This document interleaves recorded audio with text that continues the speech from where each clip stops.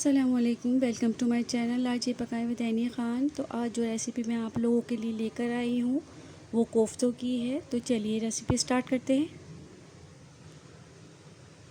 अब मैं यहाँ कोफ्तों का मसाला पीस लूँगी। 1.5 पाव गोश्त है, काफ़ी साफ़ बोटियाँ ली है मैंने, तो आप भी साफ़ गोश्त लीजिएगा।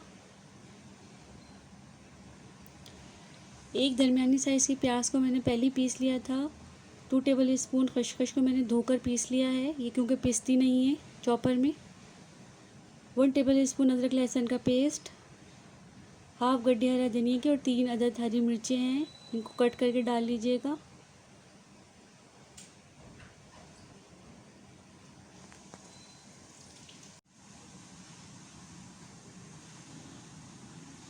टू टेबल स्पून ये बेसन है, या आप चने भी ले सकते हैं भुने हुए। या हाफ टी स्पून गरम मसाला, नमक और लाल मिर्च पाउडर है। तीनों चीज़ें हाफ टी स्पून है।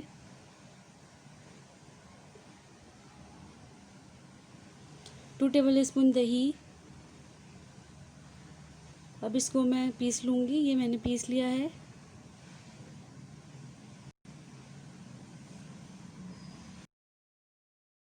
अब यहाँ मैं कोफ्तों की ग्रेवी बनाऊँगी, तो अब उसकी तैयारी कर लेते हैं। यहाँ पतीली में हाफ़ कप ऑयल को मैंने गरम कर लिया है और बड़े साइज़ की 2 अदद मैंने प्याज ले ली थी, उनको मैंने पीस लिया था, वो इसमें डाल दूँगी। प्याज को आप बहुत अच्छी तरीके से फ्राई कीजिएगा इस ऑयल के अंदर, ताकि इसका कलर चेंज हो जाए, अच्छी सी खुशबू आने लगे। यहाँ प्याज को मैं फ्राई कर रही हूँ और प्याज को मैं इतना भूनूंगी कि मैं इसका कलर चेंज कर दूँगी। यहाँ प्याज अच्छी तरीके से भुन चुकी है, तो अब मैं इसके अंदर शामिल करूँगी 3 टेबल स्पून अदरक लहसुन का पेस्ट। और अदरक लहसुन को भी इस प्याज के साथ अच्छी तरीके से भूनूंगी, ताकि इसकी जो कच्चेपन की स्मेल है वो ख़त्म हो जाए और अच्छे से खुशबू आने लगे।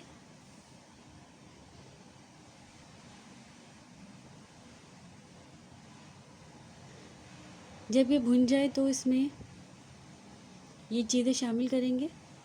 3-4 मैंने तेज़पात के पत्ते लिए हैं, 2 बड़ी इलायची है, नमक हस्बे ज़रूरत 1 टीस्पून, 2 टेबल स्पून लाल मिर्च पाउडर, 1 टीस्पून हल्दी, 8-9 लौंगे और हाफ़ टी स्पून के करीब काली मिर्च है। ये तमाम चीज़ें इसमें डाल दूँगी और फिर भून लूँगी।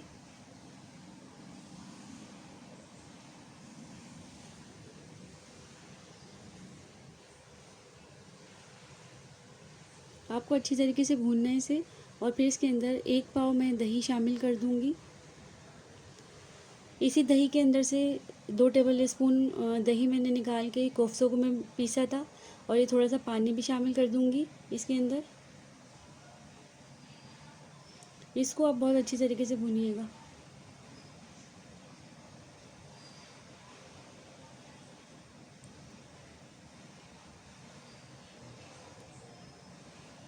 लिड लगा के रख दूँगी ताकि ये अच्छी तरीके से भुन जाए मसाला, खुशबू अच्छी आने लगे।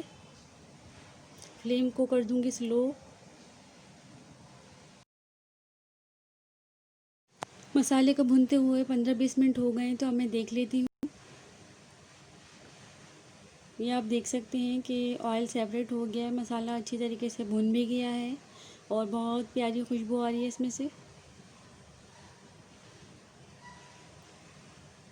तो अब मैं इसमें पानी शामिल कर दूँगी। पानी आप अपने हिसाब से लीजिएगा, जितनी आपको थिक ग्रेवी बनानी है या पतला सालन करना हो वो आपके ऊपर डिपेंड करता है। तो मुझे जितनी की ज़रूरत थी मैंने उतना इसमें पानी शामिल कर दिया है। अब मैं लिड लगा के रख दूँगी इसको तकरीबन 15-20 मिनट के लिए, ताकि जो ये पानी डाला है ये भी पक जाए।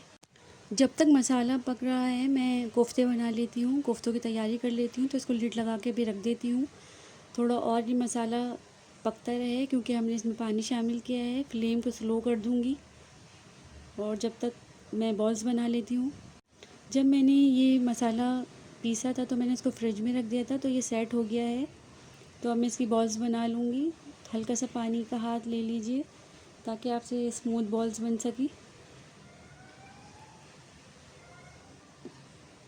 और पहले आप ऐसी रफली सी बॉल्स बना के रख लीजिए। जब हम उसको सालन में डालेंगे तो एक दफ़ा और इसको स्मूथ कर लेंगे हाथों की मदद से। तो अभी मैं रफली ऐसी बना रही हूँ एक साइज़ की, ताकि बाद में परेशानी ना हो। अगर कोई कोफ्ता बड़ा या छोटा हो जाए तो उसमें से हम तोड़ के बना लें तो एक साइज़ के बन जाएंगे सारे कोफ्ते। इसीलिए रफली बना लीजिए इस तरीके से सारे।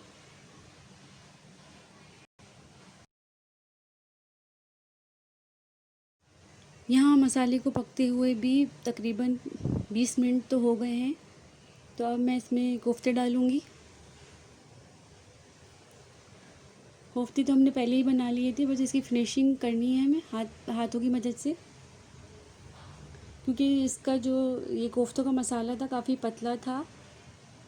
तो ये मैंने फ्रिज में रखा था तो थोड़ा सा हार्ड हुआ है ये, तो इसलिए मैंने कहा कि दोबारा से आप स्मूथ करके इसमें डाल लीजिएगा। ये देखिए कि काफ़ी सॉफ्ट है ये। तो बस इसको शेप दीजिए और डालते जाइए।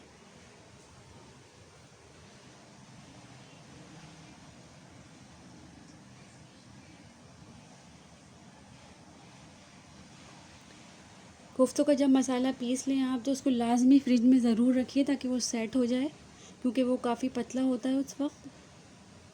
और इस तरीके से आपको स्पून नहीं चलाना है, इस तरीके से पतीली को आपको घुमा के करना है ताकि कोफ्ते ना टूटे और इनकी जगह भी बन जाए।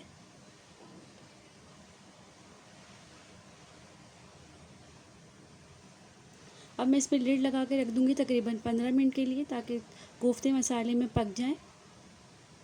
और फ्लेम को कर दूँगी स्लो।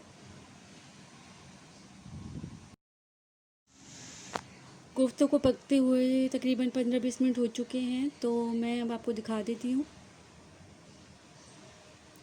कोफ्ते मसाले में अच्छे तरीके से भुन भी गए हैं, पक भी गए हैं। तो अब इस पे मैं थोड़ा सा हरा धनिया स्प्रिंकल कर दूँगी।